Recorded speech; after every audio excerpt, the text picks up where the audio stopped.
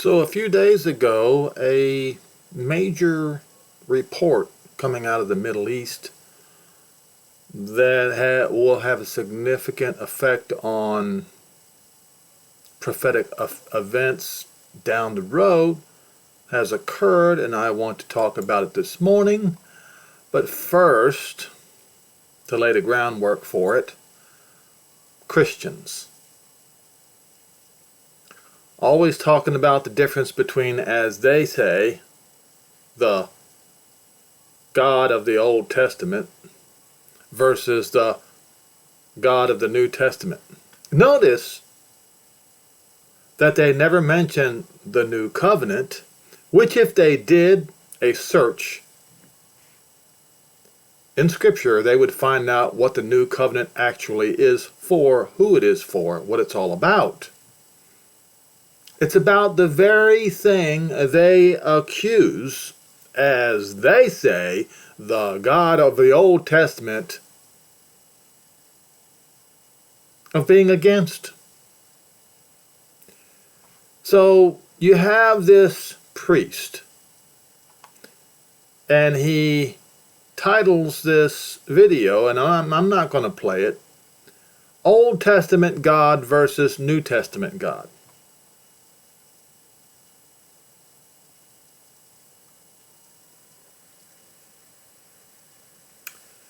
And the very first comment is one thing that is very different from me is that the God of the New Testament is going around trying to save everyone, Gentiles and Jews both. He teaches to love and forgive others, love your enemies, etc. And the Old Testament seems to only love his people, the chosen Jews.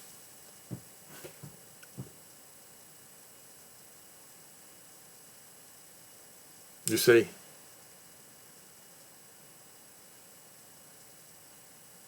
And so, yet, in these Christians' own scriptures, Yehoshua, not Jesus, says that he does what his Abba does. And he can do nothing except by the word of his Abba, which is, as they say, of course he is not, of course I've gone over this over and over again, that the word God comes from Gott, the Germanic national idol, who has nothing to do with Jehovah whatsoever.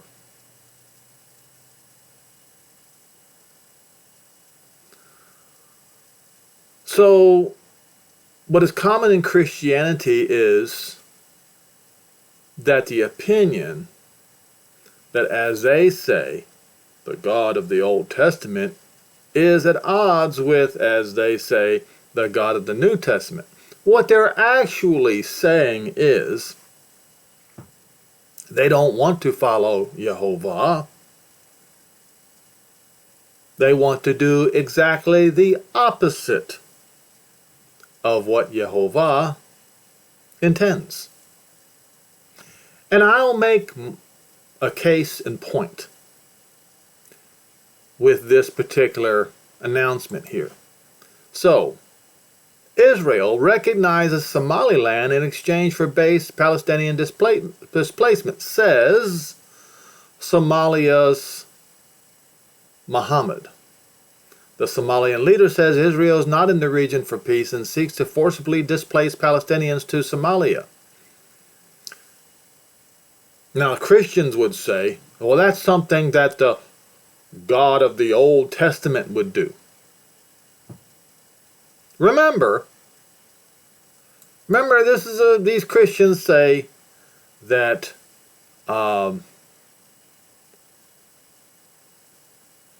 that somehow, as they say, the God of the New Testament is going around trying to save everyone, Gentiles and Jews both. He teaches to love and forgive others, love your enemies, etc., while the Old Testament seems to only love his people, the chosen Jews.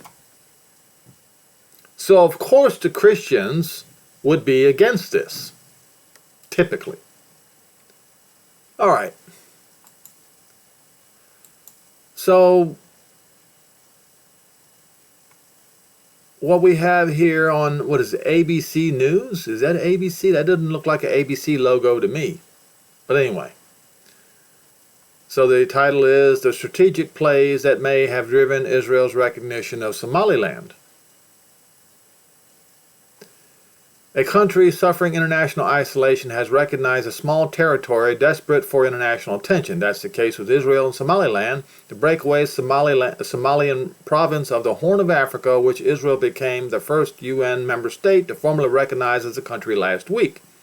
The move might seem strange or unimportant, but it caused an enormous stir, provoking condemnation from across the region and triggering an emergency meeting of the UN Security Council.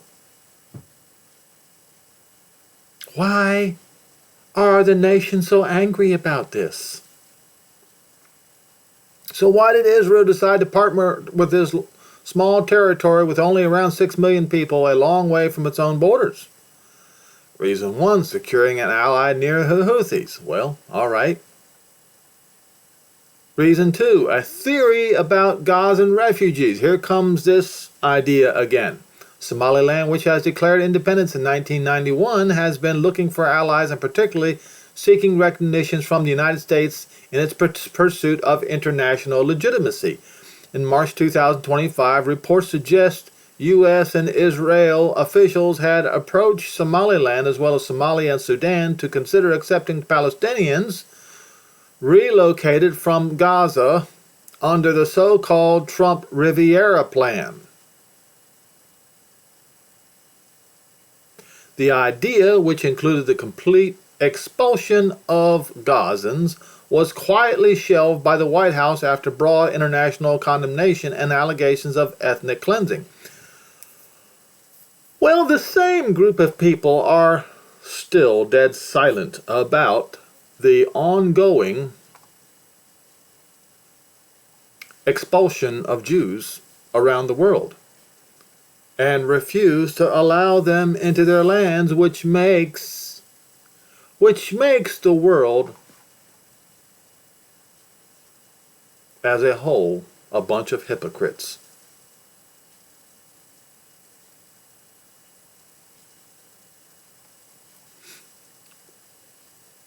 All right, however, some Israeli ministers continue to push for the relocation of Gazans from the Strip, calling for voluntary immigration.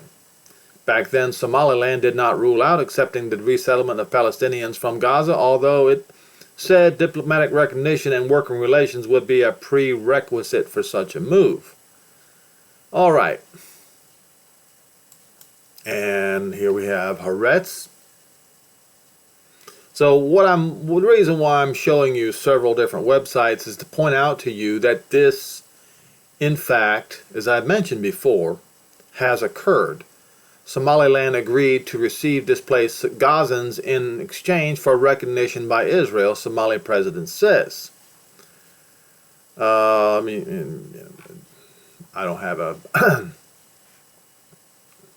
subscription to it, so. Now we have the United Nations bullet points on this. The 1084th meeting. This was on the December 29th, 2025. That was 2 days ago. Israel's recognition of Somaliland triggers sharp divides as Security Council speakers warn move threatens the stability of the Horn of Africa. And this is a long, drawn-out... So the announcement triggers broad regional and international pushback, including states by Egypt, Jordan, Djibouti, Saudi Arabia, Turkey, as well as a joint statement by 20 Middle East partners 20 Middle Eastern and African countries rejecting and condemning the action. Regional organizations and partners, including the League of Arab States, the Eastern African Community, and the Organization of Islamic Conference, and the European Union. Yes, folks. The EU still, while accusing, as they say, the God of the Old Testament of being unforgiving, they are still holding all the Jews, lost Israel, and all Zionist hostage in their own lands, in diaspora, all around the world, forcibly keeping them in exile from coming back into their own land, by being determined to keep the Gazans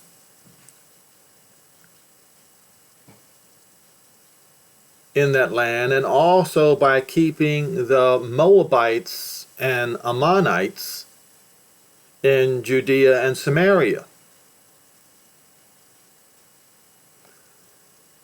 And remember, when you look up the map of the kingdom of Israel, it's much larger.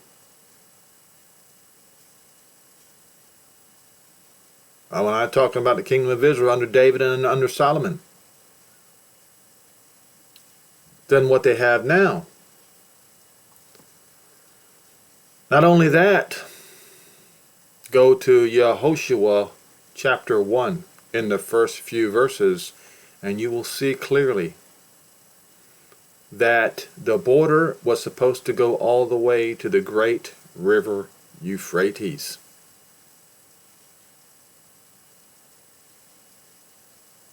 The Europeans, the keepers of Christianity, the Europeans, want to have nothing to do with forgiveness of sin for Israel. Just them. But not Israel. Not the Jews. You see?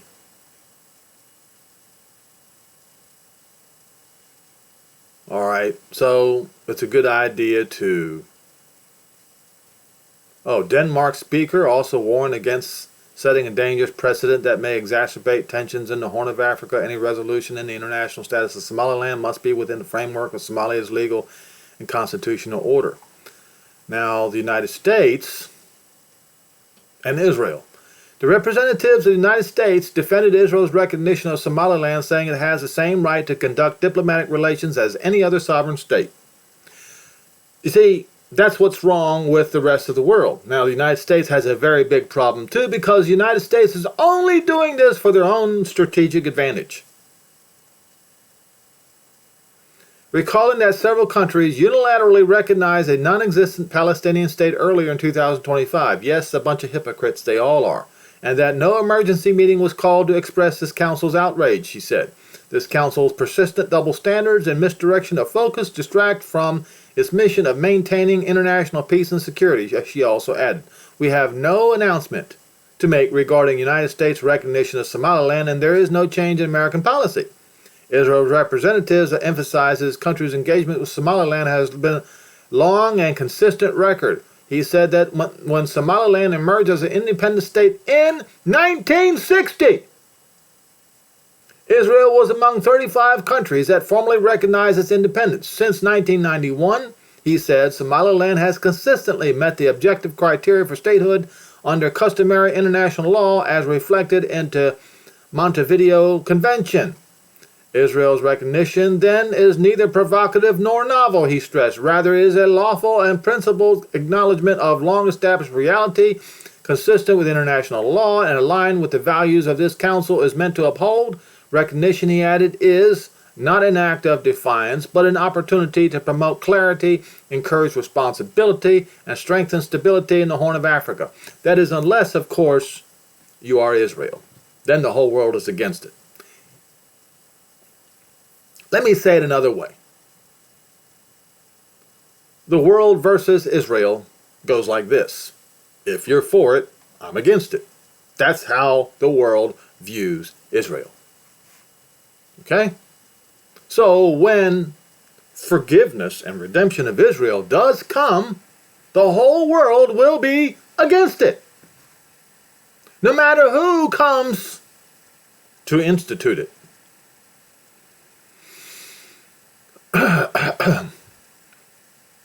Alright, so, but what does the scripture have to say about this? And I have gone over this a lot. We go to Yoel, not Joel, Yoel 3.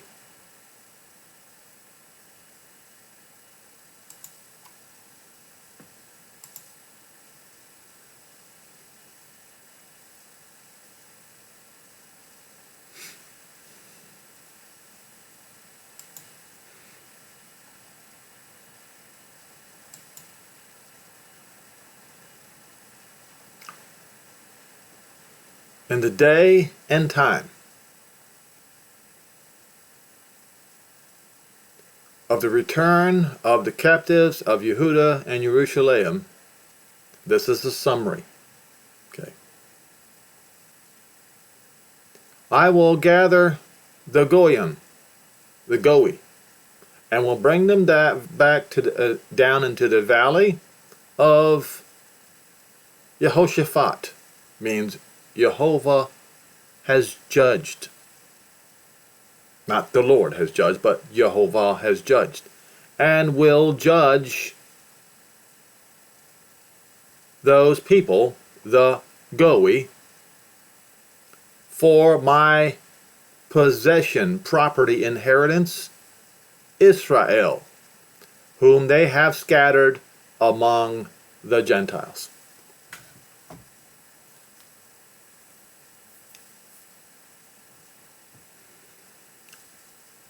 And divided my land.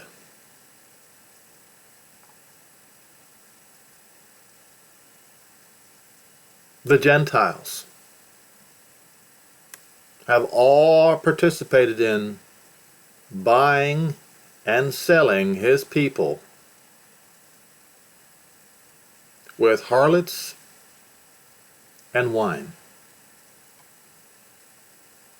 That sounds very European to me. And oh, what about you, Tyre and Zidon? And the boundary of, it says Palestine in English, but it's Pelesheth. And what is it? A territory on the South Mediterranean coast of Israel. Get your map out. The enemy territory on the South Mediterranean coast of Israel is Gaza.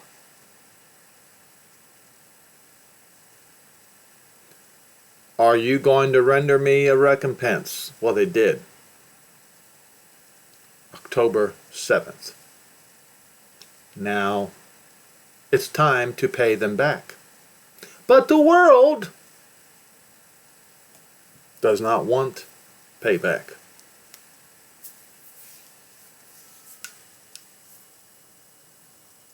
They want the Jews to be forever a target for their enemies. They want, therefore, the status quo.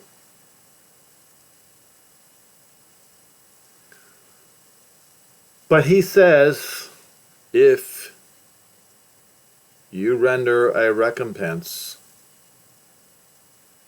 he's going to repay you back and swiftly. What this means is, it does not matter what the Christians say. It does not matter what the Muslims say. It does not matter what the UN says. Payback is coming. And we're not talking about what the payback that just happened. No. No, he is pointing out the fine details of the payback that is coming to Gaza. And also to Tyre and Zidon. Because you see, they have been doing the same thing for years to the Jews. So I'm going to show you the fine details of how he's going to pay them back. He says, I will return your recompense upon your own head. You stole my silver and my gold, and you carried away into your palaces my beautiful, pleasant things. The children of Yehuda and of Jerusalem you have sold to the Greeks, that you might remove them far from their boundaries. So he's going to do exactly the same to them. I will raise them up out of the place where you have sold them, and will return your recompense upon your own head. I will deport. It says sell here.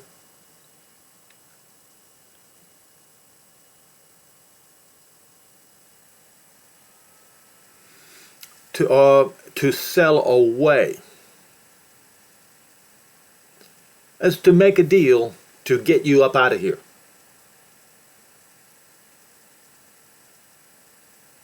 Okay? Or to sell as merchandise as a daughter in marriage into slavery, or figuratively to surrender, to sell away. Deport, folks.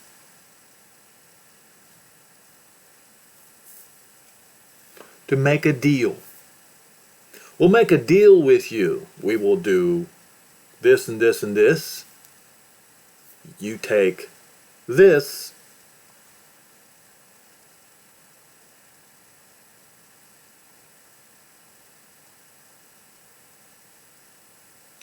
Okay.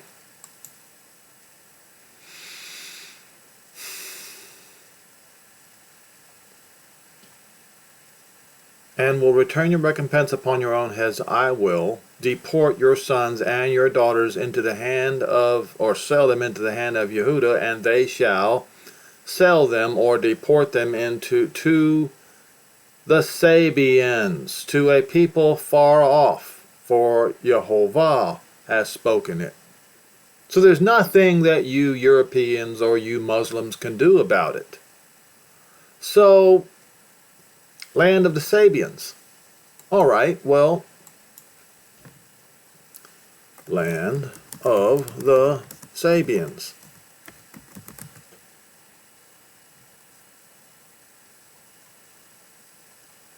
In the early days,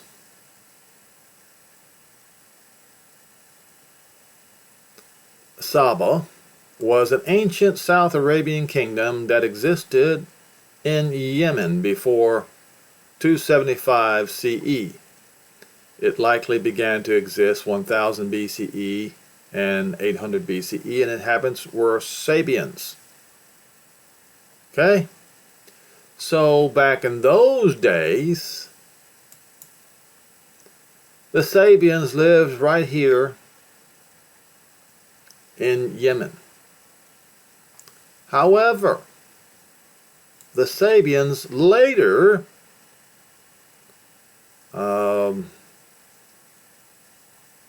sometime right here moved into here at 100 BCE. Okay, so they got closer and closer to the Horn of Africa. In fact,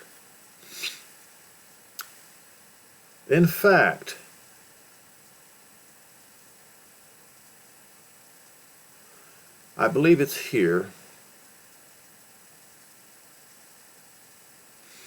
After the 6th century BCE, Saba was unable to maintain its supremacy over South Arabia in the face of extending adjacent powers of the Kataban and had Hamarut military and Ma'in economically, leading it to contract back to its core territory around Marib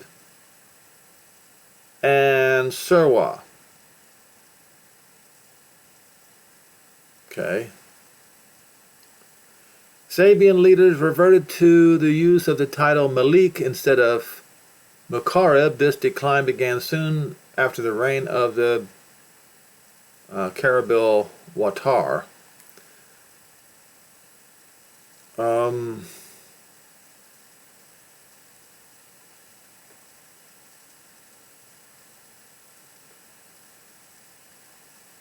The second Sabian kingdom.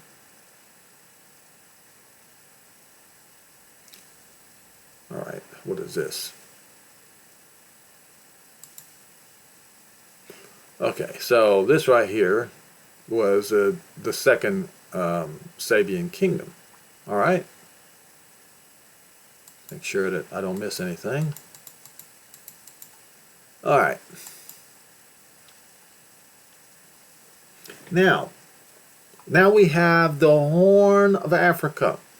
The role played by Sabians in the formation of Diamat, located in modern-day Ethiopia's Tigray region and founded 800 BCE, continues to be debated by scholars. Evidence of strong Sabian influences, including Sabaic inscriptions and Sabian temples. Okay? So now we have them in the Horn of Africa. All right? Now, it goes in great detail, tribe, language, and all of that. Now what I want to do is look up Sabians in the Horn of Africa.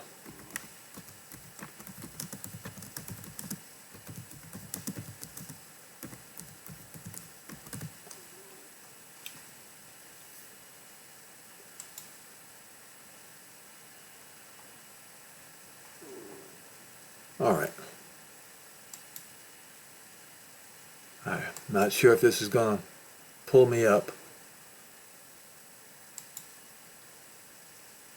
Okay, so they were in the Tigray region. This is right here.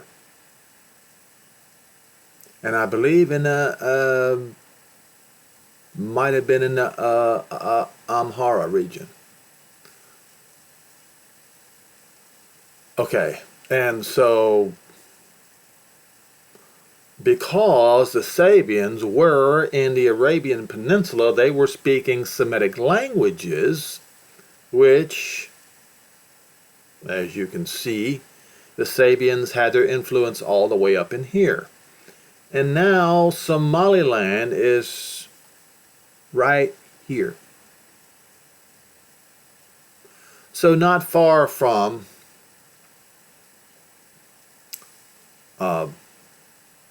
in the Horn of Africa, or around the Horn of Africa, not far from Somaliland. So what I'm saying is, we very easily could have the beginnings of a prophetic development coming on here. And I've mentioned this like in the last couple of years, by the way. But I'm just getting your attention back to it, so you won't be surprised when it happens. But this announcement right here brings the Gentiles preparing war against. Now, of course, as I have mentioned, I do not believe that any of this is going to happen until the meteors falling from the sky, as talked about in Revelation, I'll say in the 6th seal, in the latter verses of Yoel 2, and also Revelation 9 and the first few verses. Okay? It talks about, it says a star falling from the sky in Revelation 9 verse 1 and 2, but it is in fact multiple. It is a meteor, devastating meteor shower around Rome. How do I know around Rome? Because it says, into the abyss. The abyssal zones of the Mediterranean Sea are on the east and west side of Italy. You may not know this, but you probably should go find out.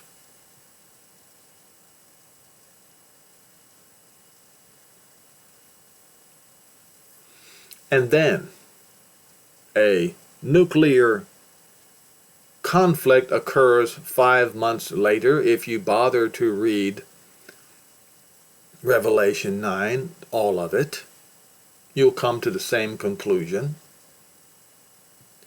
And then the two witnesses rise up in Revelation 11.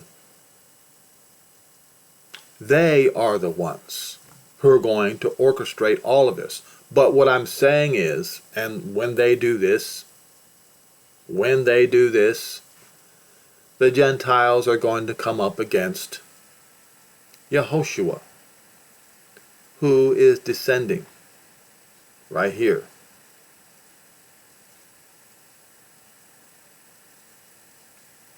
Assemble yourselves, all you Gentiles, and gather yourselves together round about Gibor, Yehovah's Gibor will descend. Gibor, what does that mean? Strong and mighty. This is his champion, the one he chose to institute the new covenant for Israel, as spoken of in Jeremiah 31 verses 31 through 34, Hebrews 8 verses 8 through 12, and Romans 11 verses 25, 26, 27, 28. Scriptures that the Christians have rejected, and in so doing they have rejected the new covenant altogether. So now the new covenant will be given to the people of Israel and to all Zionists. That means Gentiles who hold Mount Zion in the highest of esteems, who will, Gentiles, along with all Israel, but Gentiles who will cast away their citizenships in the lands they were born in to become citizens of the kingdom of Israel. It's written about in, I believe it's Isaiah 14.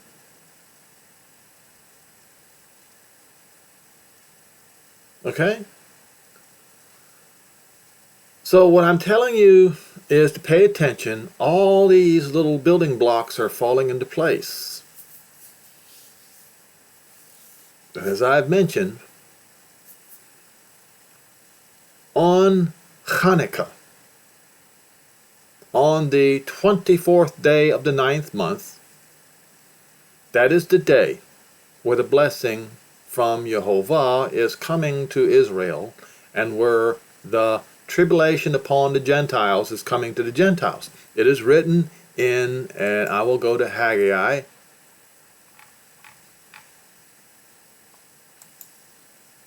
It's written in the prophets. You will find the truth in the prophets. And these Christians will say that, as they say, the God of the Old Testament is harsh and unforgiving.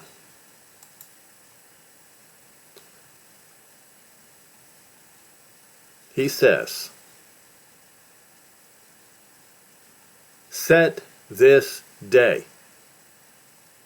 And that word ma'al means upward and forward. Set the day up, and from this day on, from the 24th day of the 9th month, the day that the foundation of Jehovah's temple was laid, set that day. Well, all Jews Anybody who even cares about Scripture know that that day is the first day of Hanukkah. He says, on that day will I bless you. Okay? And then the word of Jehovah came to Haggai in the 24th day. On that day. And he made this announcement, and he said, speak to Zerubbabel, governor of Yehuda, saying, I will shake the heavens and the earth. Meaning, shaking the heavens, meaning a horrific meteor shower is going to come down.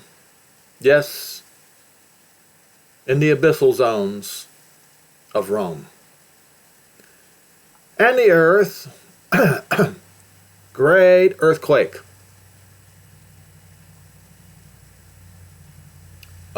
Here's what I'll do. And I will overthrow the thrones of the kingdoms, and I will destroy the strength of the kingdoms of the heathen, and will overthrow their chariots and those that ride in them, the horses and their riders. Every one shall come down by the sword of his brother. And that day, says Jehovah of hosts, I will take you, O Zerubbabel, my servant, the son of Shealtiel, says Jehovah, and I will make you a sign. You, so the name Zerubbabel is a sign. Begotten in Babylon, a leader of returning Israeli exiles. So, listen to me carefully, folks, as Zerubbabel led the Jews out of Babylon and back to the Holy Land, so shall the two witnesses of Revelation 11 lead all Israel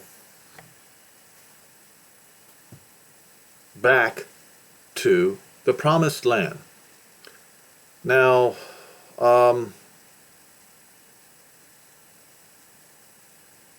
shake the heavens and the earth. We go to Revelation.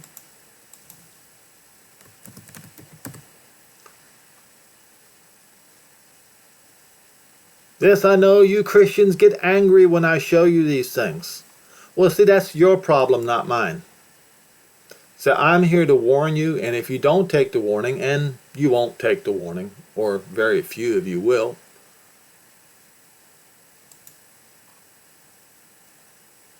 that's on you.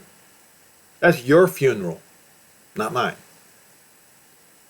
And most definitely not the Jews' funeral. It's yours.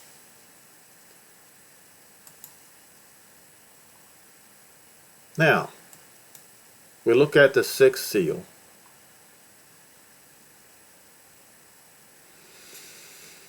And by the way, the fifth seal, those are the two witnesses that rise up. What I mean is, it's talking about the disciples who were killed. And then until their fellow servants, also their brethren that should be killed as they will be fulfilled. Those are the two witnesses that's coming. I beheld, and when he opened the sixth seal, and lo, there was a great earthquake, and the sun became black as sackcloth of hair, and the moon became as blood, and the stars of heaven fell into the earth, even as a fig tree casts her untimely figs when it is shaken with a mighty wind. Okay, so we go and look at Haggai. Haggai. I will shake the heavens and the earth and overthrow the thrones of kingdoms. Let's continue. And the stars of heaven fell into the earth, even as a fig tree casts her Oh, hold on. A great earthquake. Shake the earth. Check. The sun became black as sackcloth of hair, and the moon became as blood, and the stars of heaven fell into the earth, even as a great fig tree, so that shaking the heavens cast her untimely figs when she is shaken with a mighty wind. And heaven departed as a scroll when it is rolled together. And all the mountains in the area and the coastlands were moved out of their places. Now the coastlands, that's the Mediterranean Sea. And the kings and the of the earth, and the great men and the rich men and the chief captains and the mighty men and every bondman and every freeman hid themselves in the dens and in the rocks of the mountains, and said to the mountains and the rocks, Fall on us and hide us from the face of him that sits on the throne and from the wrath of the Lamb, for great is the day of his wrath, and who is come, and who shall be able to stand? So you see, this is the same as Haggai 2 verses 20 through 22. It's the same thing. And all this so that Jehovah will bless Israel on that day. So we're past the 24th day of the 9th month this year. Maybe it'll be next year. But I'm looking forward to that date. I hope you are too. I'm looking forward to the redemption of Israel. Even though Christianity is dead set against it, I hope that each and every one of you that are watching, listening, are waiting, longing for the redemption of Israel as promised in the words of the prophets.